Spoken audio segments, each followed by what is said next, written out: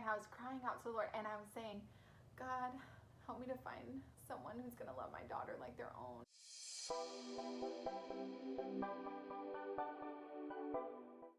Hey y'all, it's Ange here with my testimony video that I had said that I was going to do in the last video. If you haven't watched that video, go ahead and watch that video about our love testimony. I'm going to start from the very beginning until the time that I got saved. I had like a short verse that I had written down and then I just summarized it. As I said, we overcome the enemy by the word, or by the blood of the Lamb and the word of our testimony. And I truly believe that that's how we overcome the enemy, by our testimony and by obviously the blood of the Lamb, the Lord Jesus Christ. And that's in Revelations 12:11. I was born in 1990. Y'all can do the math. And I was born to a teenage mother.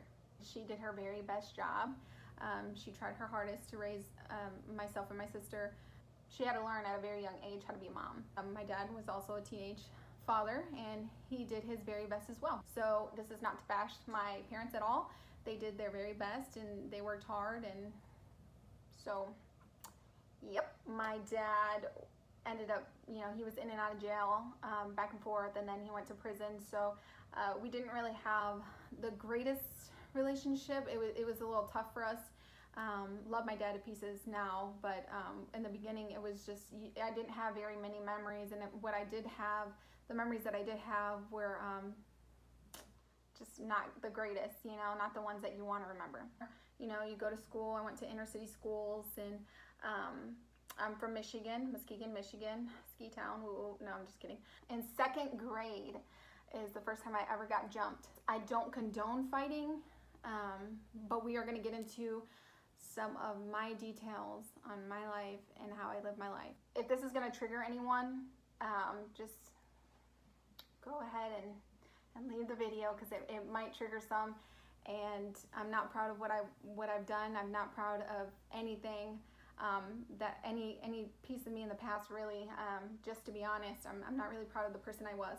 Second grade, like I said, I got jumped. My mom remembers this, and she says that I was getting jumped by some girls and my sister ran out, and she's 2 years younger than me, and I was in second grade, so she was like kindergarten, and she ran up and she's like, "Stop fighting my sister, get off my sister." It's not funny, but it is funny now.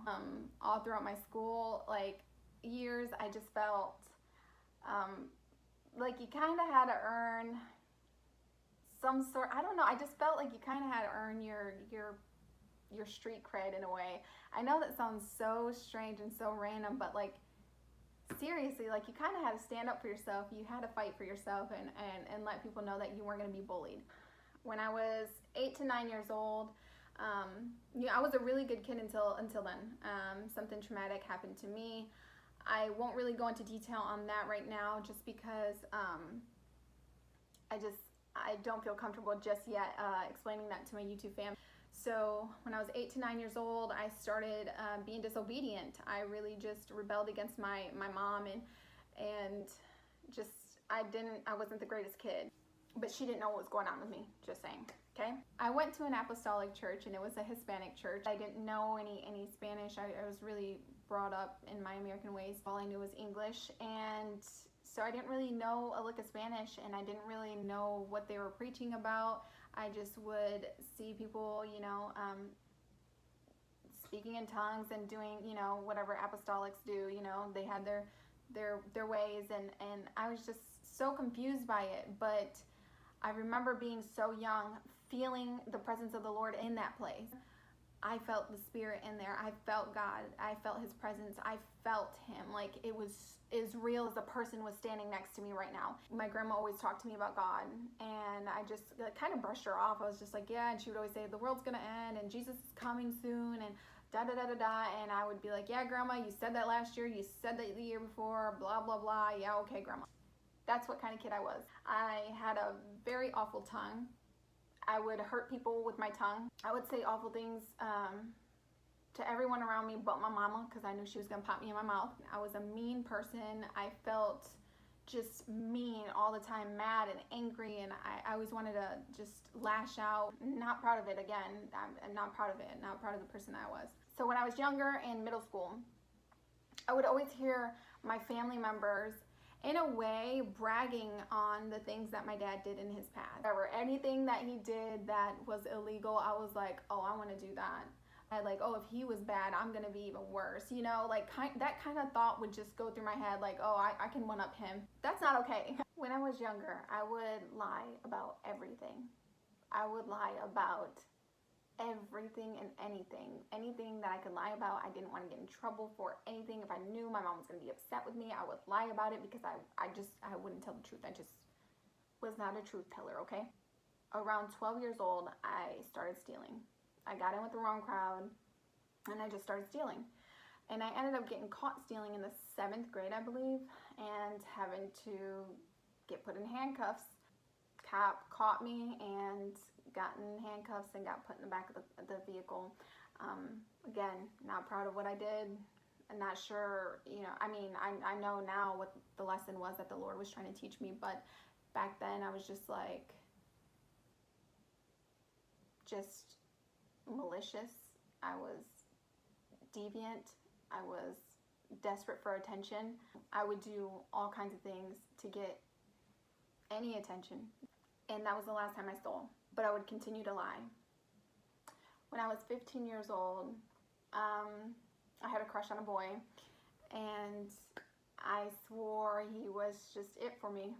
And I made a bad decision, but it wasn't what I thought it was. I was so sheltered that I thought I did something, but I really didn't. I don't know if I should elaborate. I'm not going to elaborate. I don't think I should. Maybe not, because there's probably younger viewers, but didn't do anything bad, but I thought I did. So my mom ended up, you know, taking me out of that school, and she completely put me into a whole different area. Switched schools, switched systems. In 2007, I was reintroduced to an old boyfriend. So he ended up graduating, you know, he was free, he was able to do whatever he wanted. My mom knew his family, you know, we're all really, really, really close. And so my mom was all against boys. She did not want me to have a boyfriend. She was anti-boys. But because she knew his family, she said, all right. So I started going on dates with him, and you know, he was more of the world. He you know, didn't really believe in God, and he made that very clear. You know, and that's okay. Like that's who he is. You know, but I was still in love with the kid. Like I just, you know, I wanted to be with him, so I would do anything. I would do anything just to keep him. I would do anything, say anything. Again, I was lying and you know, doing all kinds of things. So I was introduced to things that, not through him necessarily, but yeah, the crowds that we were in. But like, I'm not putting blame on him. I'm not saying it was all him. He didn't force me to do anything. I did it because I wanted to be cool. Peer pressure, you know, the same old, you need that street cred too. Started doing things that I shouldn't have been doing, and like I said, I don't want to elaborate too much because I don't know what age my viewers are going to be, so I don't really want to elaborate too much on that because I just don't know who I'm going to have watching this, and you know, I want to respect their parents as much as I can. Or, you know, I just don't want to elaborate too much. I started making very bad decisions. I graduated in 2008 and then really made very bad decisions. I ended up getting into a fight that I happened to break my own leg in. Yes. The doctor said it was a football player injury, and I ended up breaking my leg. Not happy with my decisions.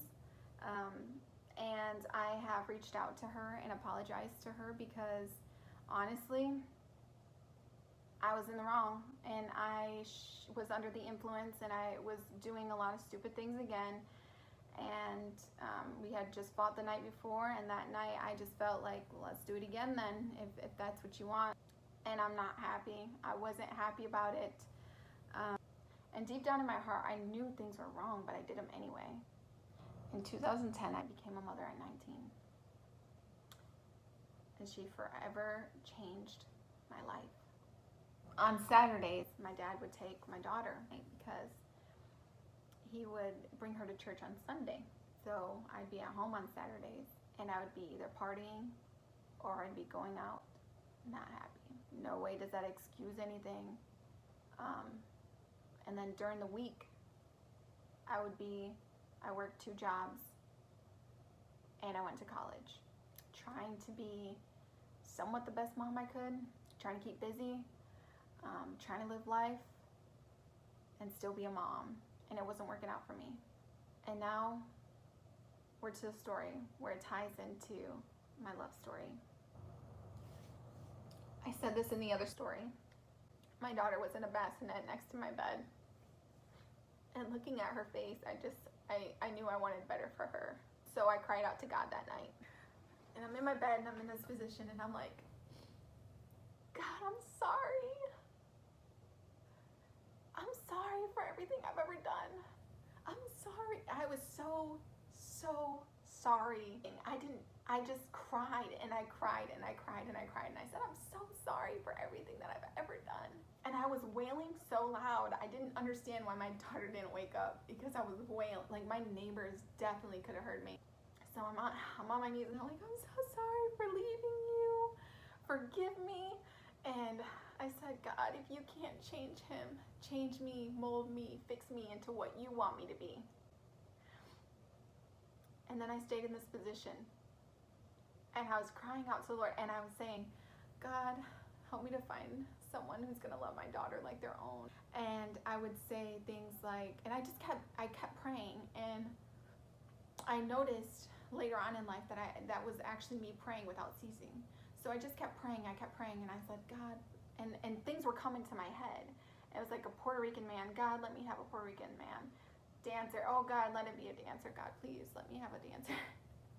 And like I said, within a week and a half later or so, my sister Nana, she reached out to me. And praise God, because if she didn't, I wouldn't be with the love of my life.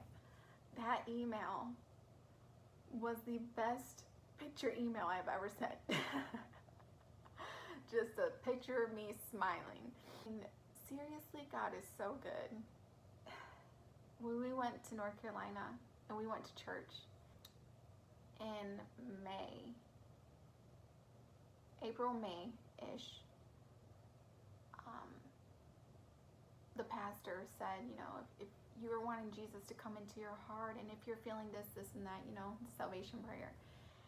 We went through all that, and I got saved. And I haven't turned back. Yes, I've made mistakes, but I have not turned back. Crying out to God in that moment was the best decision of my life. I made mistakes, plenty of them, none I'm proud of.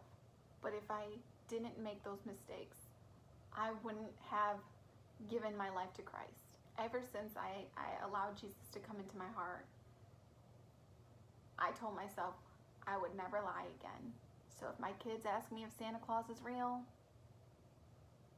you know Santa Claus ain't real. If they ask me about the Easter Bunny, you know the Easter Bunny ain't real. If they ask me about the Tooth Fairy, you know the Tooth Fairy ain't real. We don't play that over here. So, after all of this, after giving my life to Jesus, I've been blessed with such a loving, amazing family. I cannot thank God enough for the amazing husband he has gifted me with. Like, he is such a blessing. So patient with me, so loving to me, so caring, so kind. Everything that I feel that I'm not, he is.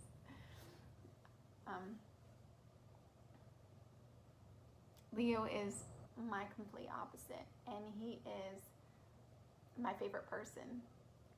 He is my love. He is my everything, and I cannot thank God enough for a better friend. I can't thank him enough for my best friend. That's my testimony. That's how I came to Christ. That's how I got saved. And if y'all ever have any questions about getting saved or how to come to Christ, we would be glad to make a video or talk or whatever, chat. whatever. I wish everyone felt the love that I feel in my heart when I gave my life to Christ. A new heart also will I give you, and a new spirit will I put within you. And I will take away the stony heart out of your flesh, and I will give you a heart of flesh. So, a new heart of flesh. So, God has honestly transformed my heart. He's honestly given me a new heart. I am a bit softer than I used to be. I feel honestly that He has transformed my heart. It used to be stony. It used to be hard. I used to have walls up. And He has torn down walls. So I hope that helped someone. Sorry for a long video. It's a little bit longer than I expected, but it's worth it. Alright, love you guys, and the next video will be Leo's testimony, because he made me go first. Bye guys, I will talk to you later. Don't forget to like, comment, subscribe, and hit the notification bell so that way you know when we upload another video. Peace.